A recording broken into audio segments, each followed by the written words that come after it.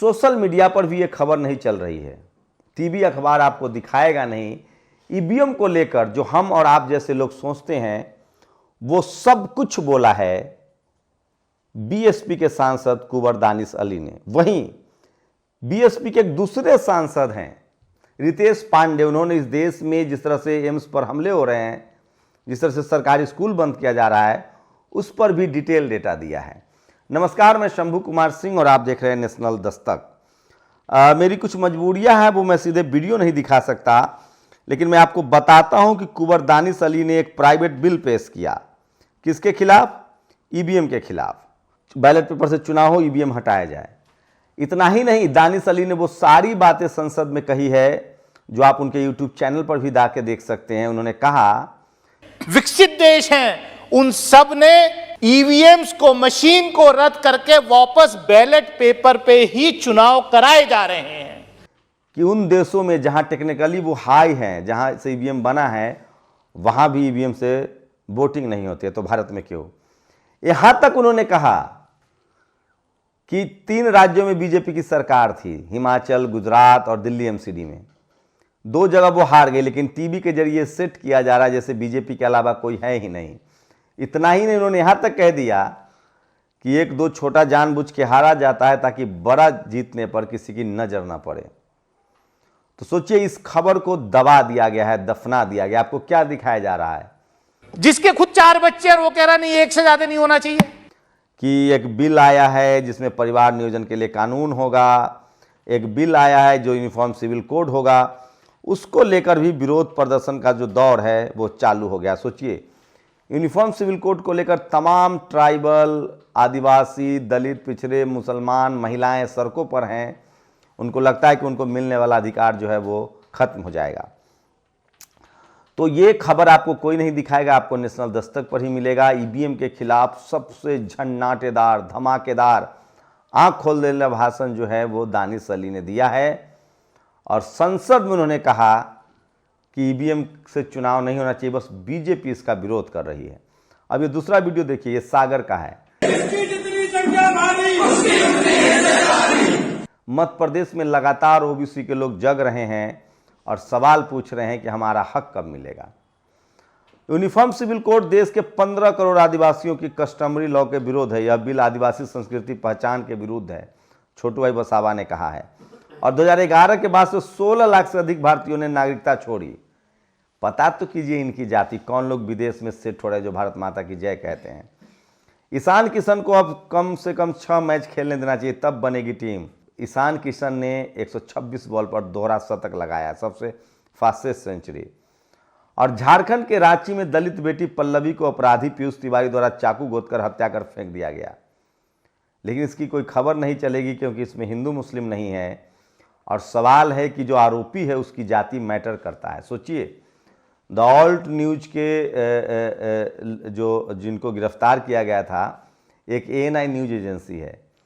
जहाँ जहाँ आरोपी मुसलमान हो वहाँ नाम लिखा जाता है, और जहाँ जहाँ आरोपी कोई सवर्ण हो नाम हटा दिया जाता है। ये जुबैर ने लिखा है। कम से कम आप बात तो कर लेते हो। प्रधानमंत्री तो पत्रकार को आसपास भटकने नहीं देते, कांग्रेस की प्रेस कॉन्फ्रेंस में बोला एक पत्रकार। और मोदी सरकार ने अल्पसंख्यक छात्रों को मिलने वाली मौलाना आजाद स्कॉलरशिप बंद की, 2009 में यूपीए सरकार ने शुरू की थी। और सोचिए, ये वीडियो सुन लीजिए, 1 मिनट का वीडियो है। बोले 2-2 करोड़ रुपए का बजट है। मैंने कहा यार ये तो आप बहुत कम लगा रहे हो। बोले तो एक काम करो, फिर 3 कर लेते हैं। मैंने कहा नहीं, ये भी कम है। बोलो जी 5 कर लेते हैं तो आप देख लो। मैंने कहा यार आप तो बहुत कम लगा रहे हो। बोले आपका बजट 10 करोड़ और 10 का भी 10-10 करोड़, आप जितने देने चाहो उतने दे दो। एक काउंसलर को खरीदने के लिए बीजेपी की तरफ से 10 करोड़ का ऑफर दिया जा रहा है। ये आरोप लगाया है योगेंद्र चंदेलिया ने। आदेश गुप्ता जी से बात कराई, बोले हम 10 करोड़ 10 काउंसलर इकट्ठा करना है, करवाओ। बोलो 2 करोड़ 3 करोड़, बाद में कहा 10 करोड़। ये पैसा कहाँ से आता है? तो ये आम आदमी पार्टी के काउंसलर है। एक आम आदमी पार्टी में शामिल हुए थे कांग्रेस के काउंसलर, मुस्लिम थे, उनको वापस जाना पड़ा कांग्रेस में। सोचिए, SC ST OBC माइनॉरिटी के लोगों के दल बदलने पर उनके समाज का कितना दबाव रहता है।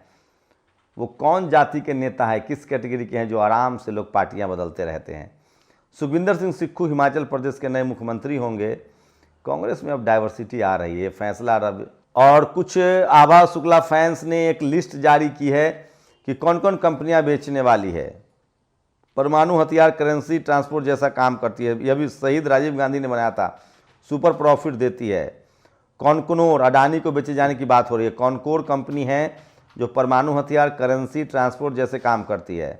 कॉनकोर की जमीन प्रॉपर्टी बेची जाएगी। IDBI को लूट के बेचने के पहले ही पता चल चुका है, 1 करोड़ लाख से ज़्यादा जुटे गए हैं। तो ये वो कंपनियां हैं जिनको बेचने की तैयारी चल रही है और आभा शुक्ला ने आपको पहले ही बता दिया है। और ये देखिए, यूपी के कानपुर देहात के घरों के सामने से बारात ले जाने पर तथाकथित ऊंची जाति वालों ने 80 लोगों पर हमला किया। सोचिए, ये है यूपी के रामराज की हकीकत। और सेना में 1.35 लाख पद खाली, थल सेना, नौसेना, वायुसेना। अग्निवीर के बाद भी ये हालत है। सवाल है कि 10 लाख नौकरियां हैं केंद्र के पास, क्यों नहीं दे रही है? क्योंकि SC ST OBC आ जाएंगे। जिस बीजेपी सांसद के खुद 4 बच्चे हैं वो सदन में पॉपुलेशन कंट्रोल बिल ला रहे हैं। तो ये तमाम बड़ी खबर है जो सोशल मीडिया पर वायरल है। और इसलिए मैं बार बार कहता हूं कि सोशल मीडिया ही सच्चा मीडिया है, सोशल मीडिया ही बहुजन मीडिया है। तो सोचिए, आम आदमी पार्टी के नेता ने आरोप लगाया है कि बीजेपी वाले उसे 10 करोड़ का ऑफर दे रहे हैं। पैसे का अपराधीकरण नहीं हुआ है, राजनीतिकरण हुआ। आपको पता है 11,000 करोड़ रुपए पिछले 10 सालों में इलेक्ट्रल बॉन्ड मिले हैं। 600-700 करोड़ रुपए इलेक्ट्रल बॉन्ड मिलते हैं कंपनियों की तरफ, पॉलिटिकल पार्टी के। लेकिन पता है किसको मिलते हैं? कांग्रेस, बीजेपी, सबसे ज़्यादा बीजेपी, फिर कांग्रेस, फिर लेफ्ट, फिर ममता, फिर Naveen Patnaik. SC ST OBC minority के दलों को चंदा पर ही पार्टी चलानी पड़ती है। इसलिए कभी भूल से भी जैसे टीवी अखबार आपके नेताओं को बेईमान घोषित कर देता है और आप मान लेते हैं, उसी तरह से इस देश के तमाम SC ST OBC माइनॉरिटी के नेताओं पर कहा जाता है कि ये टिकट बेचते हैं। इसलिए बहुजन समाज पूरे देश में अपनी पार्टी नहीं खड़ा कर पाता। इसलिए कह रहा हूँ, ये मीडिया है जो आपको भरमाती है। वोट जाति के नाम पर नहीं, धर्म के नाम पर गिरता है, वो देश बर्बाद हो रहा है। धर्म के नाम पर जो राजनीति हो रही है, और राजनीति का अपराधीकरण नहीं, पैसाकरण हुआ है, जिसकी वजह से बहुजन खेल से बाहर है।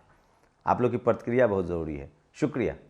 नेशनल दस्तक की आपसे गुजारिश है कि अगर इसको बचाना चाहते हैं तो नेशनल दस्तक को सब्सक्राइब करने के लिए रेड कलर के सब्सक्राइब बटन को दबाएं, फिर बेल आइकन की घंटी दबाएं। नेशनल दस्तक को बचाने के लिए बहुत ज़रूरी है कि हर खबर को शेयर करें, लाइक करें, कमेंट जरूर करें।